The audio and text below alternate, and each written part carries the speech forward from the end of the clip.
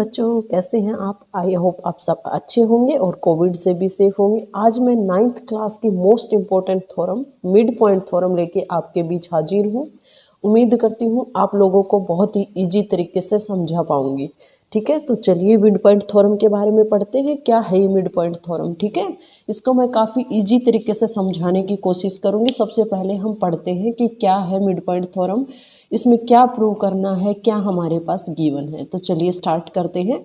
हमारे पास गिवन क्या है? A line segment. हमारे पास एक लाइन सेगमेंट गिवन है joining the mid point of two side. मैं इसको 1 मिनट के लिए एक रफ पेज पे सबसे पहले आपको समझा देती हूँ। ठीक है, कि क्या गिवन है, क्या पूछा गया है, फिर इसको कैसे करते हैं। ठीक है, चलिए स्टार्ट करते हैं।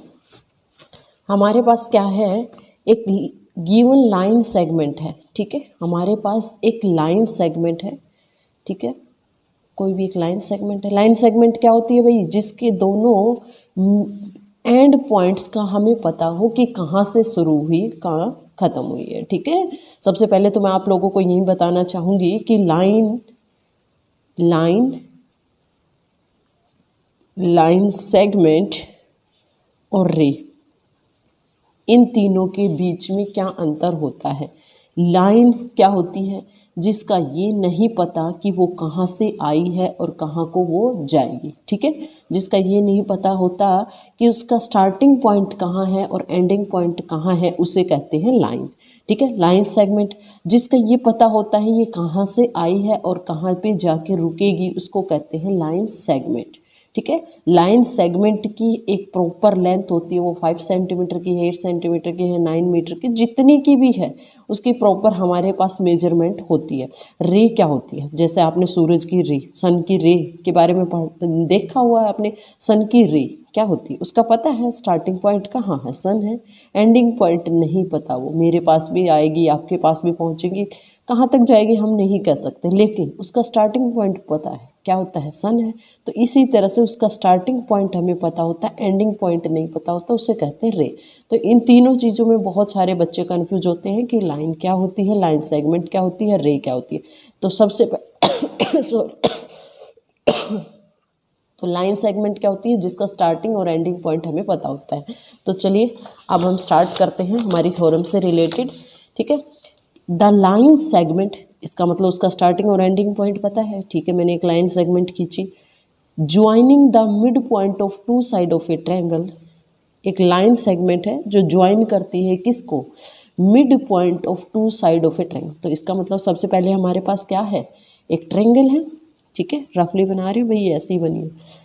ए बी सी, कुछ भी नाम ले लो, ए बी सी हमारे पास एक ट्रायंगल है। ठीक है, इस ट्रायंगल की दो साइड, हाँ दो, कोई भी, मैंने ये दो साइड चूज की। ठीक है, इनके मिड पॉइंट, इसका मिड पॉइंट लिया, इसका मिड पॉइंट लिया, इसका नाम दे दिया डी, इसका नाम दे दिया ई। अब ध्यान से सुनो क्वेश्चन को।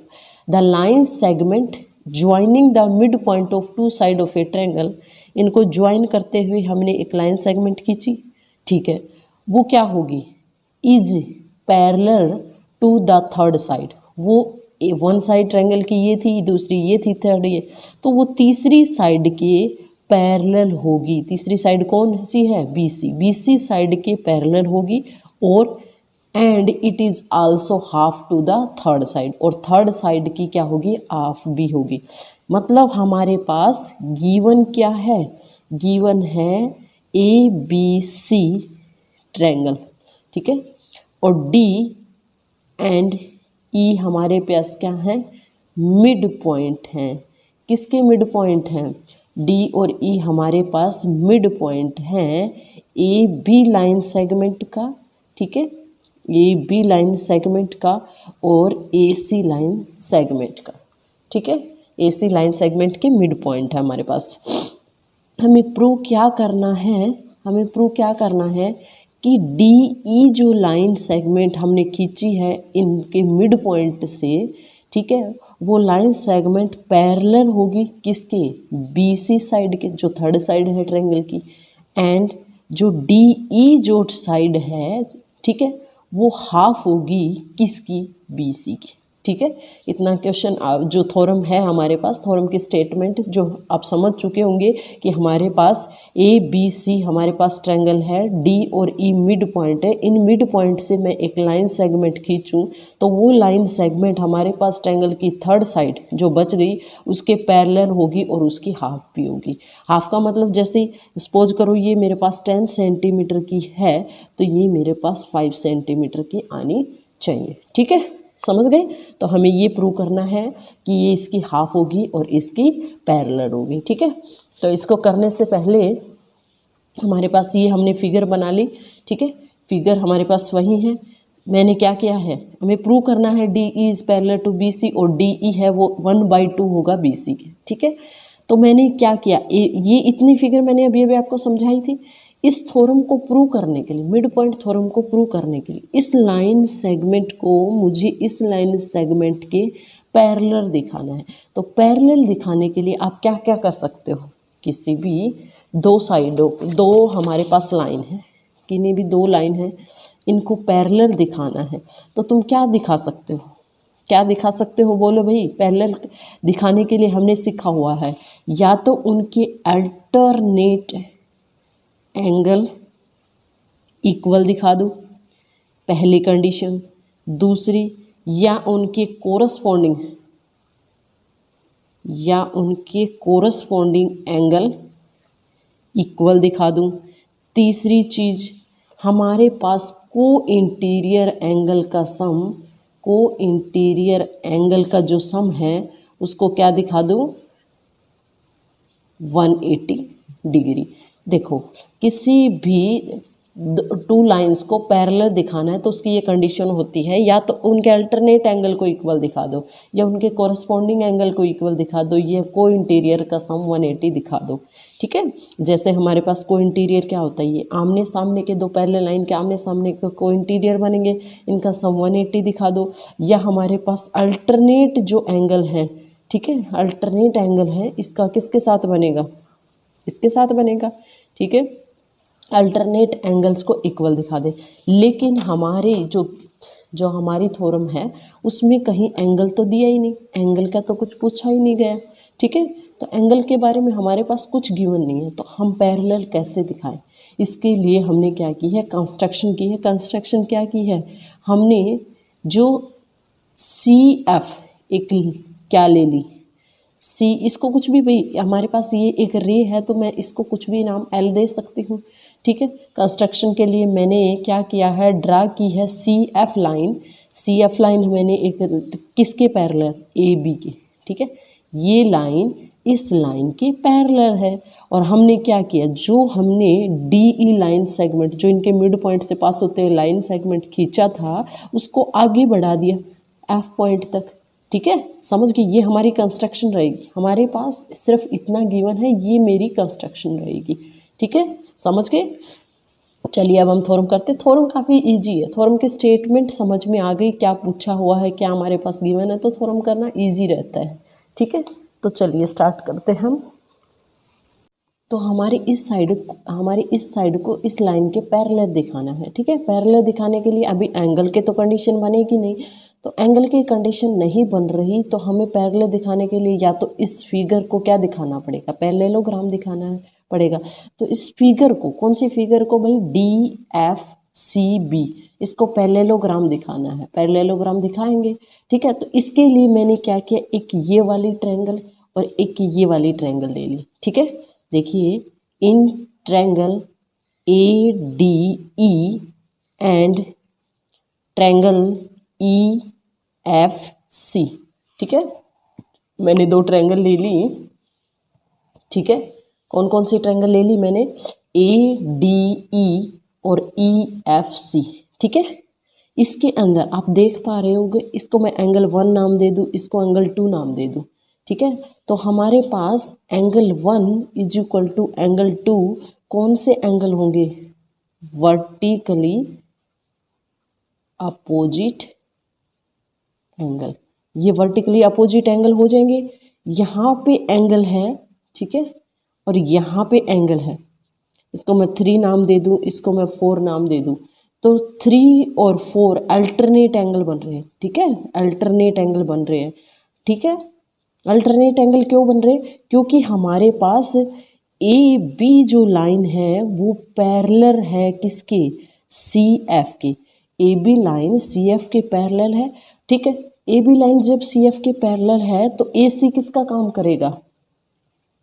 ए सी वर्क एज ए ट्रांसवर्सल, ठीक है। ए सी एक ट्रांसवर्सल का काम करेगा। तो इसका समझने का, अल्टरनेट में बच्चे बहुत कंफ्यूज होते हैं, इसको समझने का अच्छा तरीका है कि जहाँ पे जेड बनेगा और जेड के जो कॉर्नर है उनके बीच में जो एंगल बनेगा वो हमारे पास कैसे एंगल होते हैं? अल्टरनेट एंगल, ठीक है। तो angle 3 is equal to angle 4 क्या होंगे? अल्टरनेट एंगल होंगे, ठीक है। एंगल 1 2 के बराबर होगा, वर्टिकली अपोजिट एंगल 3 4 के बराबर होगा, अल्टरनेट एंगल होगा, ठीक है। और हमारे पास एक चीज़ और कॉमन है, ठीक है। वो क्या कॉमन है? कौन सी साइड है वो किस साइड के बराबर है? एडी जो साइड है, एडी जो साइड है वो किसके बराबर है? एडी साइड किसके बराबर है भाई?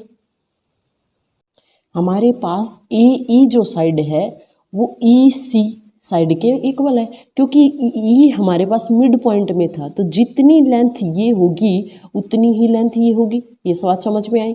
अरे भाई इस ट्रायंगल के अंदर ये सपोज करो ए सी की जो लेंथ है वो मेरे पास 10 सेंटीमीटर थी। इसमें समझिए, मैं ये कहूँ कि ए सी की जो लेंथ है वो मेरे पास 10 सेंटीमीटर, ई मिड पॉइंट है तो ये 5 सेंटीमीटर है, ये 5 सेंटीमीटर है, तो ये लेंथ इस लेंथ के बराबर हुई ना, ठीक है। तो यही मैं समझाना चाह रही हूँ कि ये लेंथ इस लेंथ के बराबर होगी। तो क्या लिखूंगी मैं? A E is equal to E C. Reason क्या है? ई इज मिड पॉइंट, ठीक है। अब देखो दो एंगल हो गए, एक साइड होगी, तो कौन से रूल से हमारे पास ट्रायंगल कॉन्ग्रुएंट हो जाएगी? बाय ए रूल, ठीक है। ट्रायंगल को कॉन्ग्रुएंट होने के लिए हमारे पास 3 चीज़ें ज़रूरी हैं, या तो एंगल, ठीक है, 2 एंगल एक साइड, या दो साइड एक एंगल, ठीक है। तो यहाँ हमारे पास क्या होगा? 2 एंगल और एक साइड इक्वल है। तो कौन सी triangle? Triangle A D E जो आप पहले लेके चले थे is congruent to triangle E F C. ये ट्रायंगल इस ट्रायंगल के क्या हो जाएगी? कॉन्ग्रुएंट। ये ट्रायंगल इस ट्रायंगल के कॉन्ग्रुएंट हो गई, ठीक है। तो कॉन्ग्रुएंट होने से क्या होगा? बाई सीपीसीटी से हमारे पास सीपीसीटी से क्या इक्वल आ जाएगा? ठीक है। हमारे पास 3 के सामने क्या साइड है? 3 के सामने कौन सी साइड है? डीई। 4 के सामने कौन सी साइड है? ईएफ।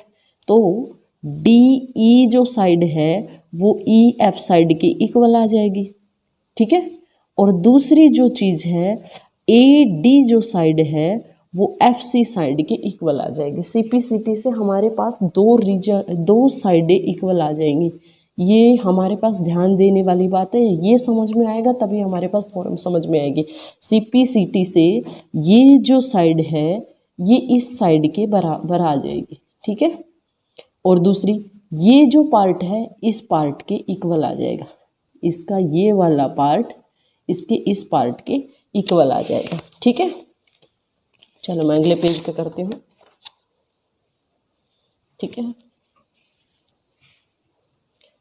अब हमारे पास ये आप लोग देखिए, जब ये पार्ट इस पार्ट के इक्वल है तो मैं 1 मिनट के लिए क्या कंस्ट्रक्शन से हमारे पास स्टार्टिंग में क्या आ गया था कि हमने जो ईएफ साइड है ए बी साइड है उसके पैरेलल हमने क्या खींची थी? सी एफ खींची थी, ठीक है। और D is a mid point, D हमारे पास क्या है? मिड पॉइंट है।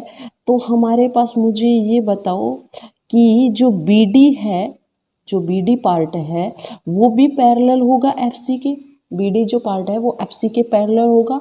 आल्सो हमारे सीपीसीटी से क्या आया है? सीपीसीटी से क्या आया है कि एडी है वो एफ सी के इक्वल है, AD FC के इक्वल है तो BD भी FC के इक्वल होगा या नहीं होगा, क्योंकि AD और BD की लेंथ तो इक्वल है, AD और BD की लेंथ इक्वल है, तो BD हमारे पास ये जो लेंथ है वो FC के इक्वल होगी, ठीक है। आल्सो BD हमारे पास क्या है, ऊपर से प्रूव किया है BD is also parallel to C, यहाँ से प्रूव करके आए हैं, ठीक है। तो हमारे पास इफ आपने पढ़ा हुआ है if one pair of a quadrilateral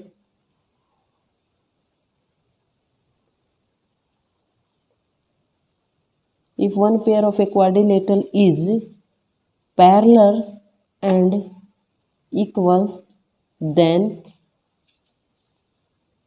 it becomes a parallelogram, ठीक है। तो कौन सी फिगर हमारी पैरेललोग्राम बन गई, हमारे पास कौन सी फिगर बन गई भाई, BDFC हमारे पास क्या बन गई, इज ए पैरेललोग्राम। ये वाली जो फिगर है मेरे पास, ये वाली जो फिगर है, ठीक है, ये जो बीच का जो पोर्शन है ये मेरे पास एक पैरेललोग्राम बन गया, ठीक है, पैरेललोग्राम बन गया। आपने पढ़ा था BCPCT से दो चीज़ें इक्वल आई थी, ये वाला, ठीक है। तो DE है वो EF के इक्वल है, ठीक है, DEF के इक्वल है। आल्सो, ठीक है, DF is parallel to BC because BDFC is a parallelogram, ठीक है। जब DF जो साइड है वो BC के पैरेलल है तो उसका हाफ भी क्या होगा, हाफ क्या है, DE होगा ना, आल्सो पैरेलल टू BC, उसका हाफ भी क्या होगा, DB, पैरेलल होगा BC के साथ में। DE की जो लेंथ है वो EF के इक्वल है, तो DF किस किस से मिलके बना, DE प्लस में EF। DE की जगह पे क्या लिख सकती हूँ, ऊपर वाले रिजल्ट के अकॉर्डिंग DE की जगह पे मैं क्या यूज कर सकती हूँ, डबल ऑफ DE प्लस का DE, ठीक है। और इसकी जगह पे मैं क्या यूज कर सकती हूँ, DF is equal to double of DE, ठीक है। और DE मेरे पास, ठीक है, DE किसके इक्वल आया था, ये जो लेंथ है वो किस लेंथ के इक्वल है, DF की जगह पे मैं क्या यूज कर सकती हूँ, DF की जगह पे मैं क्या यूज कर सकती हूँ भाई, BC, ठीक है, यहाँ गिवन है क्योंकि पैरेललोग्राम की अपोजिट साइड इक्वल और पैरेलल होती हैं, तो इसकी जगह पे मैं क्या यूज कर सकती हूँ, यहाँ से तुमने लिखा DF is equal to double of DE, ठीक है। और DF की जगह पे मैं क्या यूज कर लूँगी, BC is equal to double of DE, और हमें क्या चाहिए था, DE चाहिए था वो 1/2 ऑफ BC। यहाँ पे मैंने BC क्यों लिखा, क्योंकि opposite side of a parallelogram are equal, ठीक है। यही हमें प्रूव करना था, ठीक है, यही हमें प्रूव करना था कि उसकी जो मिड पॉइंट से मिलाते हुए लाइन सेगमेंट खींची जाएगी वो थर्ड साइड के पैरेलल होगी और उसकी हाफ होगी, ठीक है, यही हमें प्रूव करना था, ठीक है। तो हमारी थ्योरम इजी थी, कोई मुश्किल नहीं थी, ठीक है। आपको रिजल्ट पढ़ना है, आना चाहिए कि करना क्या है, ठीक है। सबसे पहले देखो, मैं लास्ट में एक बार फिर से रिवाइज करा देती हूँ कि हमारे पास ABC एक गिवन ट्रायंगल थी जिसके अंदर D और E मिड पॉइंट थे किन्हीं दो साइड के, ठीक है। उनको ज्वाइन किया तो वो जो उससे लाइन सेगमेंट बना, उससे वो ये कह रहा है कि जो थर्ड साइड होगी उसके क्या होगा, पैरेलल होगा और उसका हाफ होगा, ठीक है। तो इसे प्रूव करने के लिए मैंने क्या किया, ADE एक ट्रायंगल ले लिया और एक EFC एक ट्रायंगल ले लिया। इन दोनों ट्रायंगल्स को मैंने कोंग्रुएंट दिखा दिया। कोंग्रुएंट दिखाने के पीछे रीजन था, ठीक है। CPCT से मैंने क्या किया, इस साइड को इस साइड को इस साइड के इक्वल प्रूव कर दिया और इस लेंथ को इस लेंथ के इक्वल प्रूव कर दिया। ठीक है, जब ये लेंथ इस लेंथ के इक्वल हो गई, टोटल जो थी ये जो साइड थी इस साइड के पैरेलल थी, तो भाई जब ये टोटल लेंथ के पैरेलल है तो इसका आधा भी इसके पैरेलल होगा। ठीक है, और ये जब इसके पैरेलल इक्वल है तो इसका आधा भी तो इक्वल होगा, ये भी इक्वल होगा।